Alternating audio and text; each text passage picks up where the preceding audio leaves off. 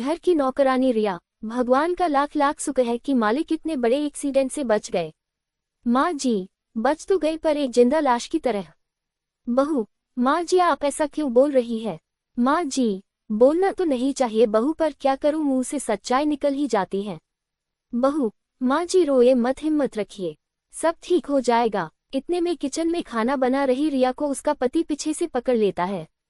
रिया, ये क्या कर रहे हैं आप? रिया का पति रमेश, वही जो तुम्हें हमेशा से इच्छा रहती है, मैं तो अपनी पत्नी को प्यार कर रहा हूँ। रिया, पागल हो गए हो? दिन के टाइम ये सब अच्छा नहीं लगता, कोई आ गया तो? रमेश, अरे पगली, मुझे अपने मालिक की तरह अपाहिज समझती हो क्या, जो अब अपनी पत्नी की इच्छा कभी पूरी नहीं कर सकता? मैं तो तुम्हें वो प्यार दूंगा जो तुम कभी सोच भी नहीं सकती। रिया, क्या अब मालिक कभी मालकिन की इच्छा पूरी नहीं कर सकते? रमेश, हाँ, अब वो कभी भी मालकिन के साथ संबंध नहीं बना सकते। वहां से गुजरते हुए मालिनी ये सब बातें सुन लेती है और कमरे में जाकर रोने लगती है। माँ जी, मालिनी, मैं तुम्हें एक बात बताना भूल गई, किशोर के बड़े भैया और तुम्हारी जेठानी किसी बड़े स्पेशलिस्ट को जानते हैं जो अपाहिज लोगों का इलाज करते हैं। वो आज घर आ रहे हैं और यही रहकर किशोर का इलाज करेंगे। मुझे भगवान पर पूरा भरोसा है कि किशोर पहले जैसा हो जाएगा। तभी दरवाजे की बेल बजती है। मालिनी, मैं देखती हूँ। मालिनी दरवाजा खोलते हुए उसकी साड़ी सरक जाती है। दरवाजे पर मेरा नाम डॉक्टर अभिषेक है और वो उसके बदन को निहारने लगता है। मालिनी अपनी साड़ी संभालते हुए, जी आइए सर अभिषेक जी। जी माँ जी, नमस्ते डॉक्टर साहब। मालिनी, ये डॉक्टर अभिषेक है। जी माँ जी। मालिनी, जाओ डॉक्टर के लिए चाय बनाकर लाओ। जी माँ जी, अभी लाए। अभिषेक किशोर की बॉडी की जांच करते हुए, जी देखिए, मैंने इनकी केस की जांच की है। अगर इनका अच्छे से इलाज हुआ तो ये जल्दी ही ठीक हो जाएंगे। इतने में मालिनी चाय लेकर कमरे में आ जाती है। माँ जी, बहू मैं कीर्तन में जा रही हूँ, तुम डॉक्टर साहब का ख्याल रखना। जी माँ जी। मालिनी चाय देकर जाने लगी, तभी अभिषेक ने उसका हाथ पकड़ लिया। मालिनी अपना हाथ छुड़ाते हुए, क्या आपको कुछ चाहिए क्या? अभिषेक, मुझे तो कहीं से कुछ मिल ही जाएगा, लेकिन तुम्हें? किशोर की तरफ इशारा करते हुए, मालिनी, क्या मतलब? अभिषेक, देखो, मैंने तुम्हारी सास के सामने झूठ कहा था कि ये ठीक हो जाएंगे, लेकिन मैं क्या दुनिया का कोई डॉक्टर इसे ठीक नहीं कर सकता? क्यों ना हम इस रूम में एक दूसरे के साथ संबंध बनाएं? मालिनी अभिषेक को जोरदार थप्पड़ मारते हुए, कैसे डॉक्टर है आप, चले जाए यहाँ से, और उसे धक्के मारकर घर से निकाल देती है। माँ जी फोन पर बात करते हुए गुस्से से, क्या कहा आपने? अभी और 1 महीना लगेगा।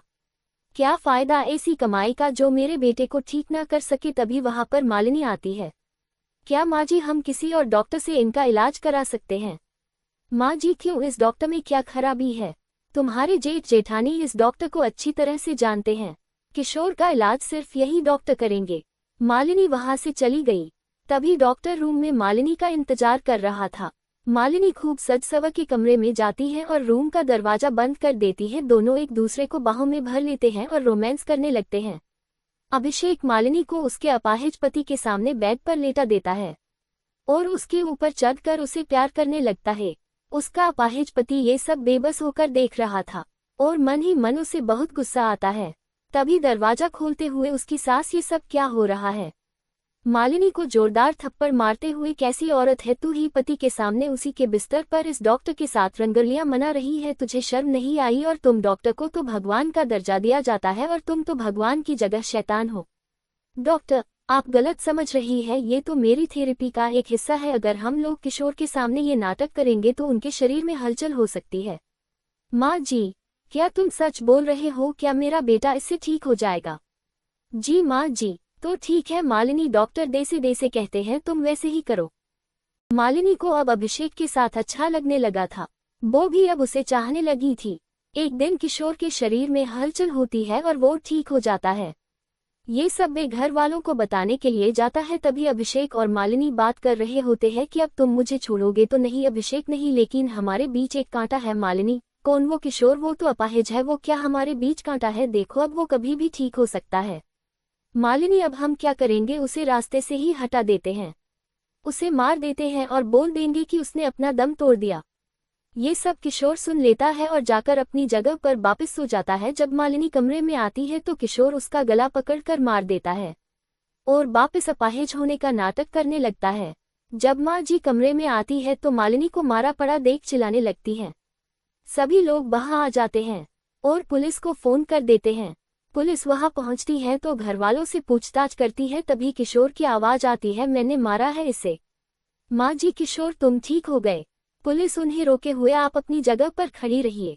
किशोर मैंने ही मालिनी को मारा है। पुलिस किशोर को पकड़कर ले जाती है।